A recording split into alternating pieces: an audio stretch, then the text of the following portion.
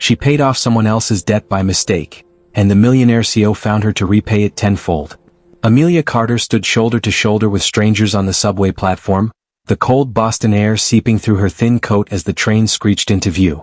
Her reflection in the dark glass looked older than her 28 years. The exhaustion sat deep in her eyes, carved there by sleepless nights and constant worry. She clutched her bag tighter, as if holding it together might somehow hold her life together too. Amelia was a third-grade teacher. She loved her job, loved the way children believed in kindness before the world taught them otherwise. But love didn't pay hospital bills. And love didn't erase debt.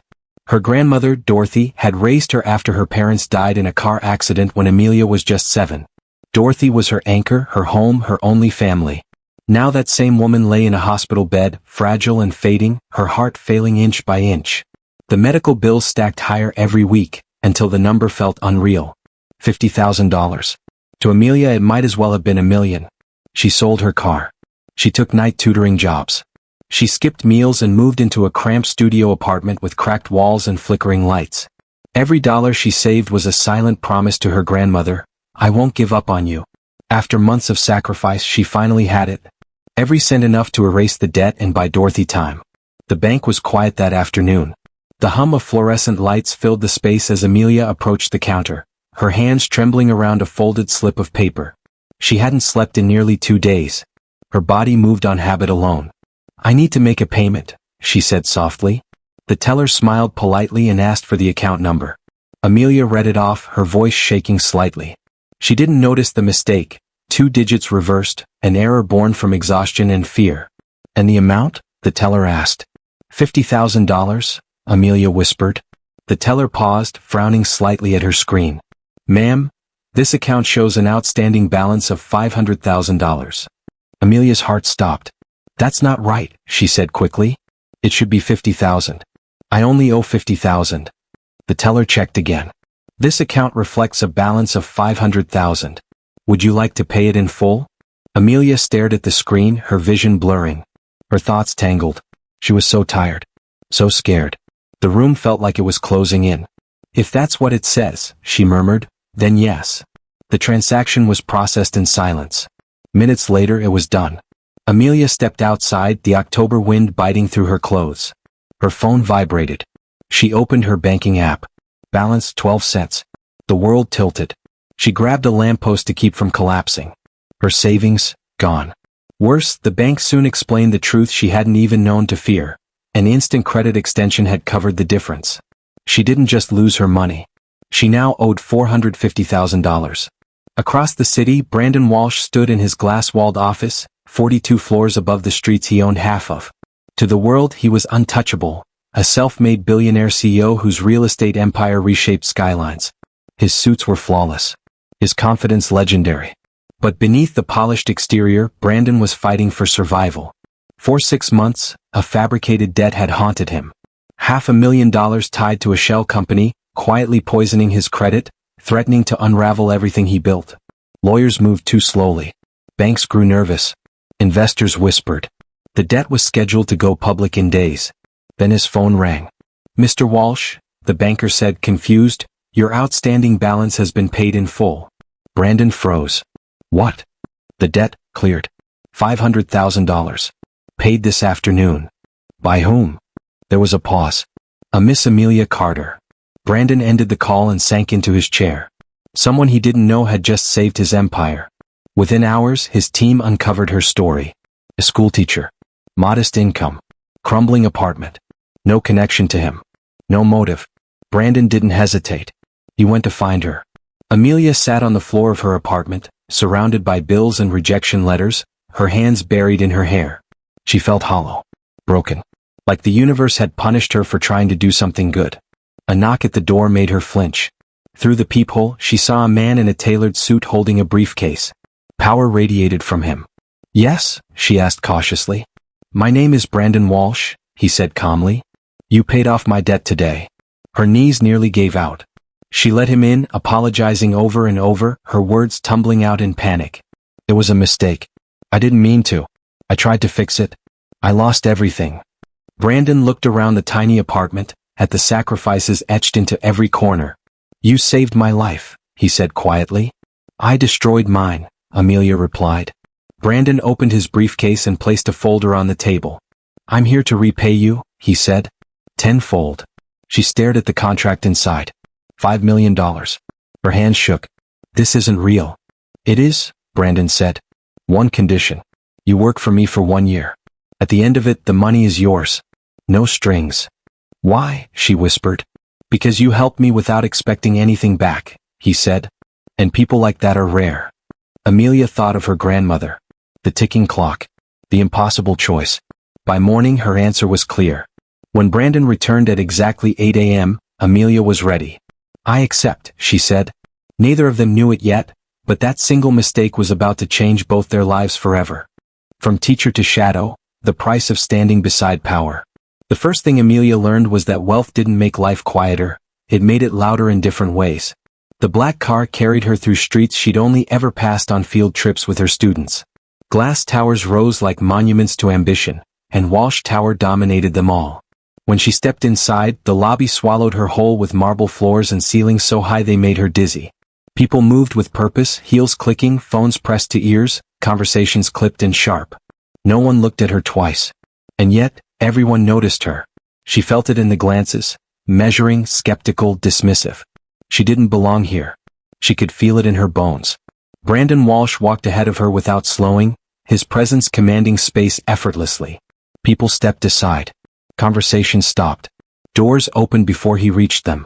Amelia hurried to keep up, clutching her new leather bag like a shield. This is your desk, Brandon said, pointing to a sleek workstation just outside his office. Jessica will train you. Jessica turned out to be efficient, sharp, and surprisingly kind. She explained systems, schedules, and Brandon's unspoken rules with quiet patience. He doesn't yell, Jessica said, lowering her voice. He just expects perfection. Don't take it personally. Amelia nodded, though her stomach twisted. By the end of the first week, Amelia was exhausted in a way teaching had never prepared her for. Brandon's days started before sunrise and ended well past midnight. Meetings overlapped. Calls came in waves. Decisions were made fast, with no room for hesitation. And when Amelia made her first mistake, misplacing a document during a board meeting, the room went silent. One of the executives cleared his throat. Perhaps we should consider someone with more experience. The word stung. Amelia felt heat rise to her cheeks. Brandon didn't look at her. He didn't defend her. Fix it, he said calmly. She did. And she learned. The disrespect came in subtler forms too. Whispered comments. Side-eye glances. A junior manager once mistook her for catering staff and asked her to refill his coffee. When she corrected him, he laughed awkwardly. Oh, sorry. You just don't look like an executive type. Amelia swallowed the insult and walked away. At night, she returned to her apartment, collapsing onto the couch, too tired to cry. She reminded herself why she was here. Her grandmother's surgery had been scheduled. The bank loan was frozen, temporarily, under Brandon's legal team. Still, the pressure mounted. And then Richard Stone entered the picture again. He appeared at meetings unannounced, always smiling, always polished, always sharp. His presence shifted the air like a storm waiting to break. Richard never addressed Amelia directly, until one afternoon. And you are? He asked, his gaze sliding over her tailored suit with thinly veiled amusement. Amelia Carter. Mr. Walsh's assistant. Ah, he smirked. Assistant. Of course. The way he said it made her feel small. Later that day, Brandon found her staring at her screen, fingers frozen above the keyboard. Stone enjoys underestimating people, Brandon said quietly. He thinks it makes him powerful. It makes him careless, Amelia replied without thinking. Brandon looked at her, really looked at her, and for the first time didn't disagree. Weeks passed. Amelia learned the rhythm of Brandon's world. She learned that he hated inefficiency more than failure. That he trusted data, not charm. That he slept poorly and ate worse. She also learned how lonely power could be. Late one night, she brought him coffee after noticing his office light was still on. You don't have to, he said. I know, she replied. But you'll forget to eat if I don't. He accepted the cup without comment. Moments like that accumulated. Small, human moments. She began to see the cracks in his armor, the way his voice softened when he spoke to his mother on the phone, the way his shoulders sagged when he thought no one was watching. And slowly he began to trust her. He asked her opinion during meetings. Let her review contracts. When she flagged a loophole in a deal that would have cost the company millions, the room fell silent again, but this time for a different reason. That's correct, the legal advisor admitted. Brandon nodded. Good catch. The executives looked at her differently after that. Not with respect, but with surprise. The real test came 3 months in. Richard Stone launched a public attack, accusing Brandon of unethical practices and leaked documents to the press. Stock prices wavered. The board panicked. Brandon worked non-stop, shutting out the world. Amelia stayed. She organized evidence, cross-checked records, found inconsistencies in Richard's claims. At 2:14 a.m. she discovered it. The same shell company. The same paper trail. The same pattern as the fake debt. Richard hadn't just tried to ruin Brandon financially. He was trying again. Amelia walked into Brandon's office without knocking. I know how to stop him, she said. Brandon listened. For the first time he didn't interrupt. The next morning the press conference was brutal. Reporters shouted accusations. Cameras flashed. Brandon stood calm, controlled. Then Amelia stepped forward. She presented the evidence, clear, organized, undeniable. The room shifted. The narrative collapsed. Richard Stone's name was dragged into the light. By evening, his reputation was in ruins. That night, Brandon poured 2 glasses of whiskey. You didn't have to do that, he said. Yes, Amelia replied softly. I did. He studied her for a long moment. People like you don't survive long in this world, he said. Unless they learn when to fight. I'm learning, she said. And for the first time Brandon smiled, not the polite kind but the real one. But not everyone was smiling. Richard Stone watched from the shadows, his fury burning cold. And Amelia Carter had just placed herself squarely in his crosshairs. When kindness becomes a threat, and power reveals its true cost. The moment Amelia exposed Richard Stone publicly, something invisible shifted around her. At Walsh Enterprises people smiled more carefully now. Compliments came wrapped in caution. Doors that once closed in her face opened, but only halfway. Respect had arrived, but it was fragile, conditional, and dangerous. Power noticed her. And power never looked kindly on those who hadn't been born into it. Brandon didn't say it aloud, but Amelia felt his watchfulness increase. Meetings became more guarded. Security tightened. Calls were screened with ruthless precision. Richard Stone had vanished from public view, but men like him didn't disappear. They waited. Amelia tried to return to normal. She focused on her work, on deadlines, on ensuring Brandon's empire stayed intact. But the pressure pressed heavier each day. Then the anonymous messages began. At first they were subtle. Emails questioning her qualifications. Online comments mocking her background once her name appeared in business articles. Just a teacher. Sleeping her way up. Won't last.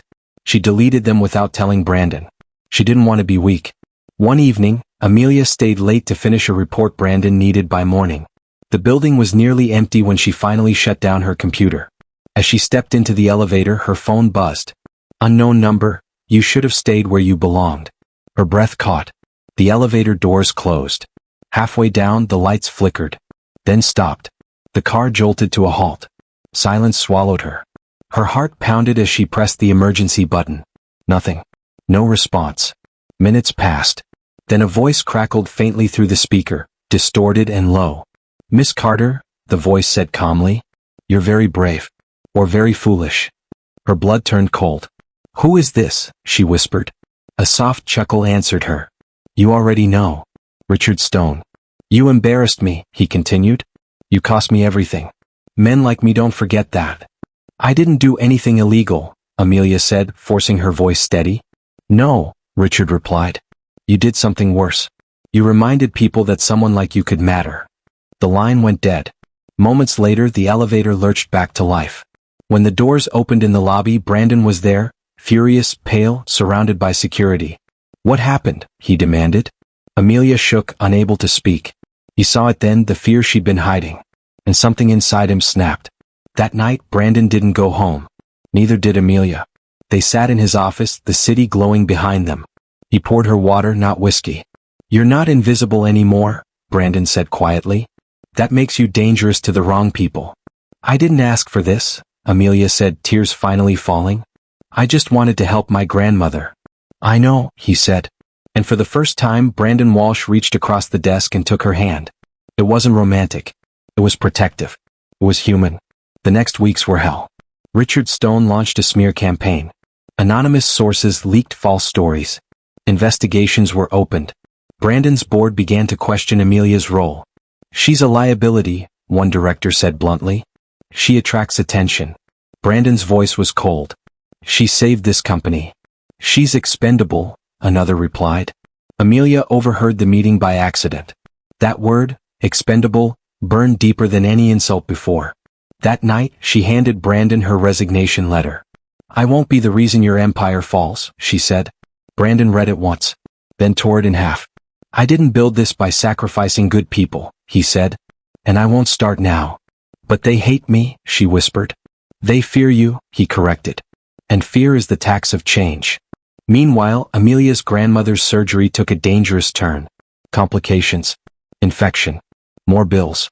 Amelia broke down in the hospital hallway, guilt crushing her chest. Brandon arrived without warning. He paid every bill. He arranged the best specialist. He sat with Amelia through the night as machines beeped and hours dragged. "You don't owe me this," Amelia said weakly. Brandon looked at her. "I know." That was when Amelia realized something terrifying. This was no longer about debt. It was about loyalty.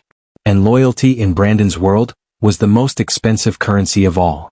Richard Stone made his final move soon after. A lawsuit. Personal. Targeting Amelia directly. Fraud. Manipulation. Conspiracy. All lies. But lies were powerful when repeated loudly enough. Amelia stared at the legal papers in disbelief. "I can't fight him," she said. "I don't have your resources." Brandon's expression hardened. "You have something he doesn't," he said. "The truth." And then he made a decision that shocked everyone. He stepped down as CEO, temporarily. He handed control to the board, and placed everything on the line to protect her. The media exploded. Speculation ran wild. People called him reckless. They said he was ruined. Amelia watched it all unfold, guilt tearing her apart. "What if I destroy you?" she asked him. Brandon met her gaze steadily. "Then I'll rebuild," he said. "That's what I do." But even Brandon Walsh couldn't see what was coming next. Because the greatest reversal, the one that would repay Amelia not just tenfold but transform her forever, had already been set in motion. The courtroom that silenced the powerful and lifted the invisible. The courtroom was colder than Amelia expected. Not in temperature, but in presence. Polished wood. Stone walls. Faces hardened by wealth, reputation, and power. Every seat was filled. Journalists lined the back rows, pens ready, cameras forbidden but anticipation electric. This wasn't just a lawsuit. It was entertainment for the elite. Amelia sat at the defense table, hands folded tightly in her lap, her posture straight despite the tremor in her chest.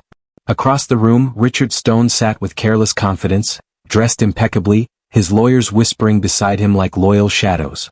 He smiled at her. Not with joy. With certainty.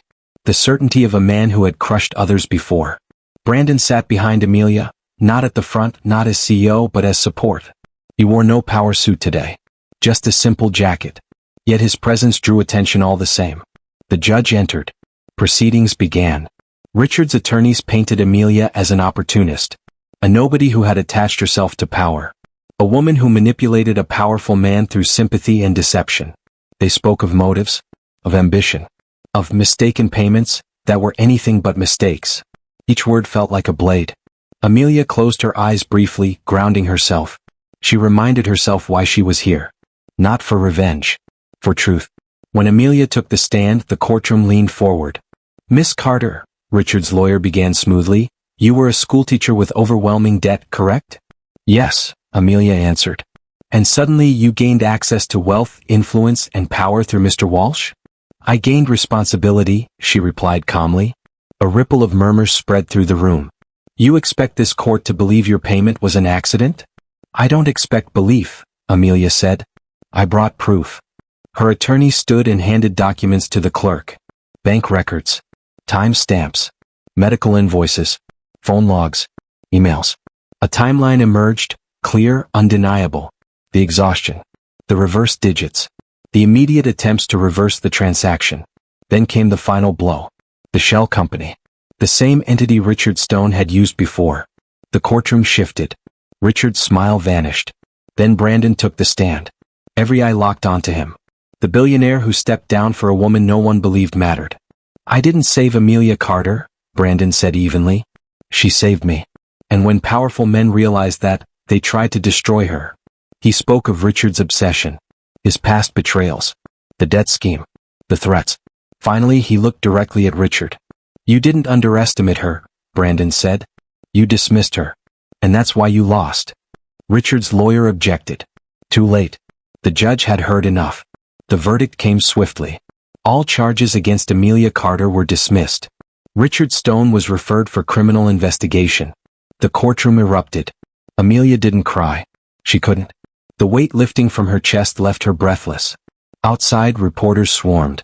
Miss Carter, how does it feel? She paused.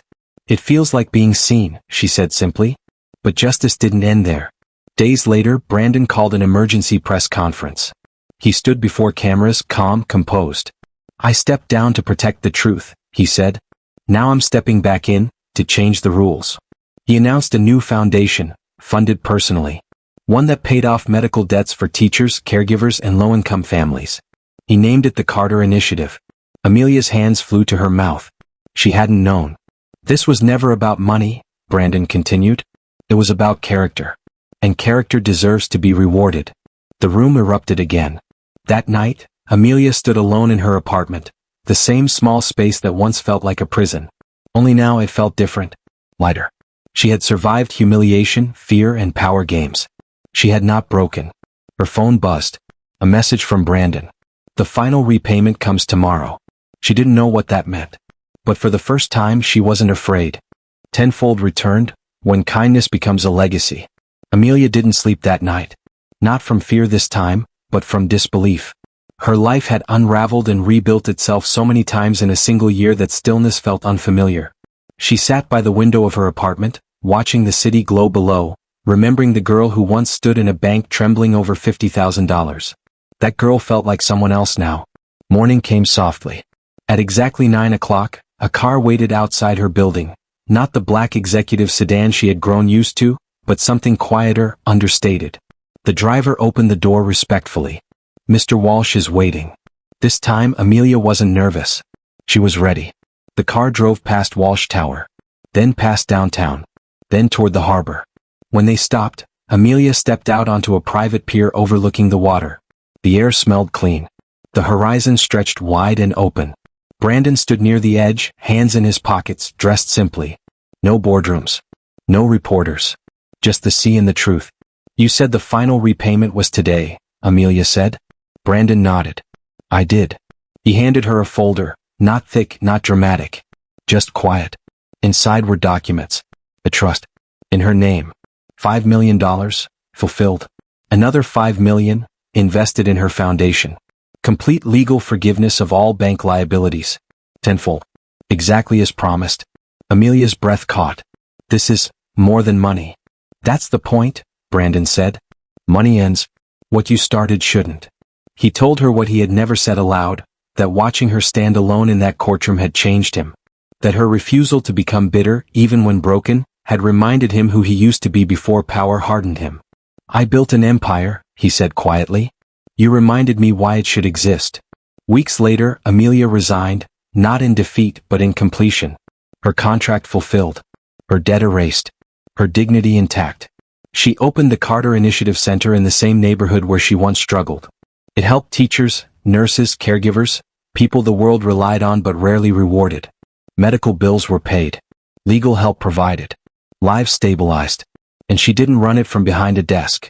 She worked beside them. Richard Stone's sentencing came quietly. No cameras. No speeches. Just consequences. The world moved on as it always did.